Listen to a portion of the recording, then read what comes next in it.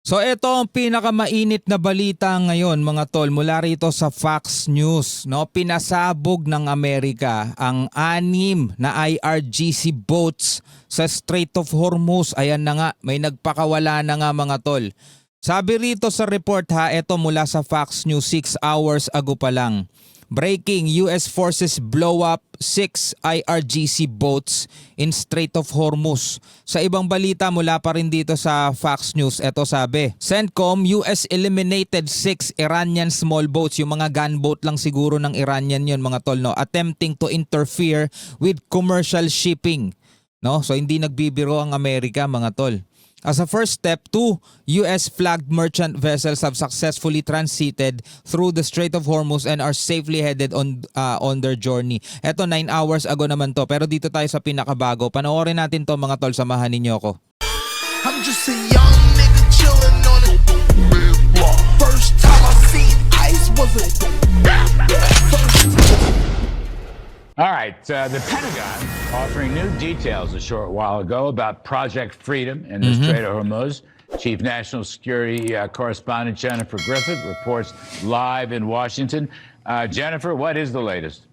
Well, Larry, the conflict entered a new phase today with the U.S. military beginning a new operation to break Iran's attempted blockade of the strait. We just received a briefing with CENTCOM Commander Admiral Brad Cooper just back in Tampa after a quick trip to the Middle East to meet with sailors and airmen currently blockading Iranian ships from leaving Iranian ports and the Persian Gulf and clearing a path through the Strait of Hormuz and guiding commercial vessels through the strait. Okay, tatandaan natin mga tol merong Project Freedom ngayon na kung saan ia-assist daw ng Amerika o ng US Navy yung mga barko para makadaan. Pero hindi daw yan papayagan ng Iran.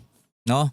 Ngayon, sabi ng Iran mga tol, is hindi nila pahihintulutan ang mga barko ng Amerika na makapasok dito sa Strait of Hormuz. No? Ang sabi pa nga ng IRGC mga tol, kung naaalala ninyo yung report na binigyan natin ng reactions, gagawin daw nilang crematorium ng mga US ships etong Strait of Hormuz.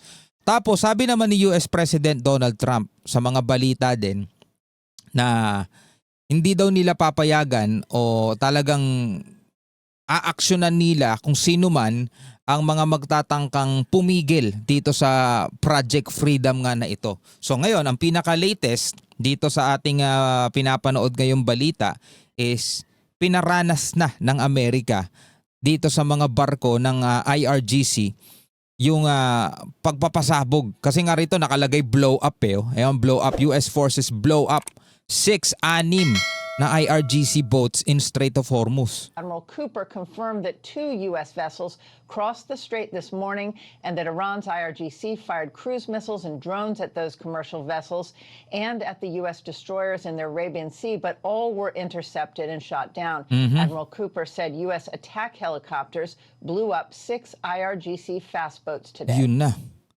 No? Tumira daw muna ang IRGC, tumira daw muna ang Iran. No, ayun ang ginawa nitong attack helicopter ng Amerika is pinasabog etong ang 6 na speedboat o fast attack boat ng IRGC.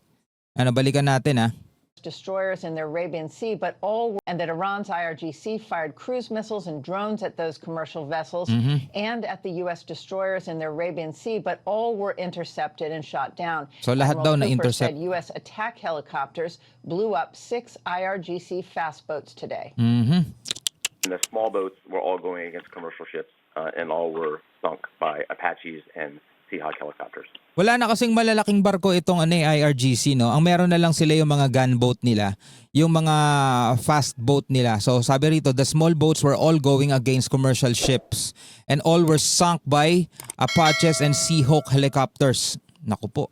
We have gone through the strait today. As we sit here right now, we have multiple U.S. Navy guided missile destroyers operating in the Arabian Gulf. 87 countries have ships stuck in the Persian Gulf. Admiral Cooper says the U.S. government has reached out to dozens of ships and shipping companies to encourage traffic flow. I've transited through the Strait of Hormuz probably 100 times in my career. You typically see between 20 and 40 small boats in a pack coming out. Today we saw 6. and eliminated them quickly. Nakakita daw sila ng 6 at eliminated them quickly. Mabilisan lang mga tol. Katulad ng ginagawa ng Amerika doon sa tinatawag nila mga drug boat dito sa Venezuela. Naaalala ninyo yun? Di ba pinapasabog ng Amerika yon? So kung titignan mo mga tol, talagang hindi uubra yung mga maliliit na bangkang yun. Kahit sabihin natin mga fast boat yon ng Iran, yung mga gunboat, pinapakita naman yun sa mga balita di ba? Hindi talaga uubra yun kung ang katapat nila mga US destroyer, tapos may mga helicopter pa, di ba? Hindi talaga uubra yun. No, nagpakawala daw ang IRGC o ang Iran ng mga cruise missile pero na-intercept daw yun, sabing ganun. I think this is an example of the degradation of their capability. It doesn't mean it's all Degradation of their capability. I think this is an example of the degradation of their capability, and doesn't mean it's all gone, but it's highly degraded.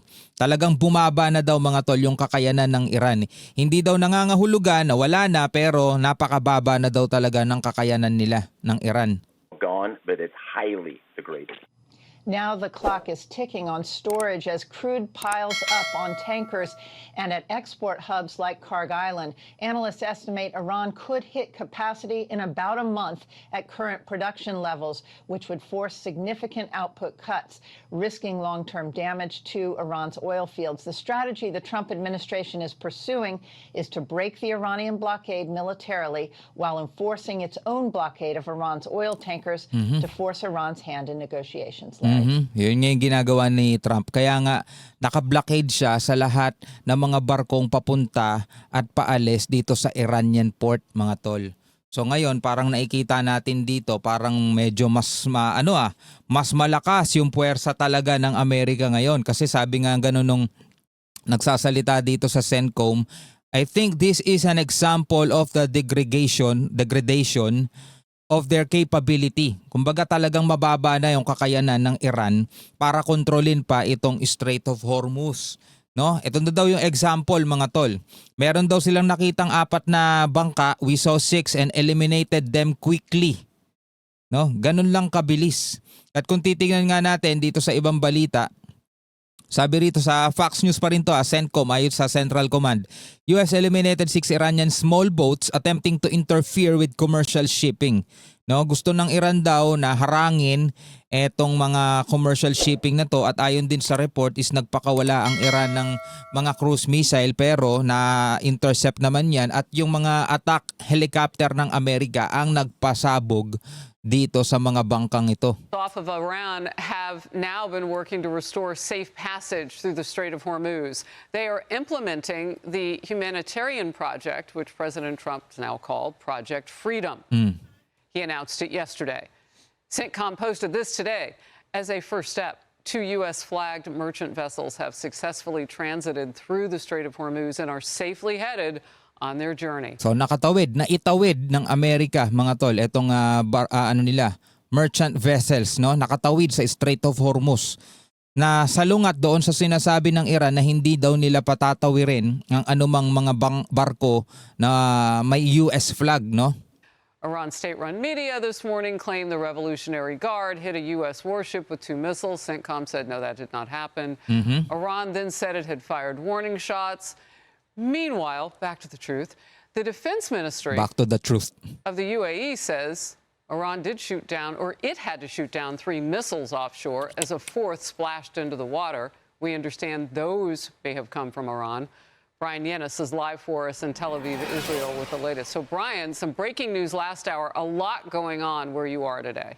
So ngayon para talagang lumalabas, mahina na nga talaga sila, no? Mahina na mga tol ang Iran dito sa mga balitang lumabas ngayon.